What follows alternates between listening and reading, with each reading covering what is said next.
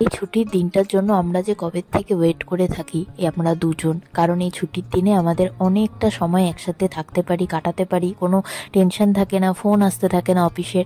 তো তার জন্য আজকে অনেকটা দেরি করে উঠেছি বলে কাল রাতেই মানে বিকেলের দিকে অনিমেষ মাংস নিয়ে এসেছিল। জানে সকালবেলা আমরা সবাই দেরি করে উঠবো, আর যত লেটে এগুলো নিয়ে আসবে আমাকেও সব কিছু তৈরি করতে সময় লাগবে, তো তার জন্য।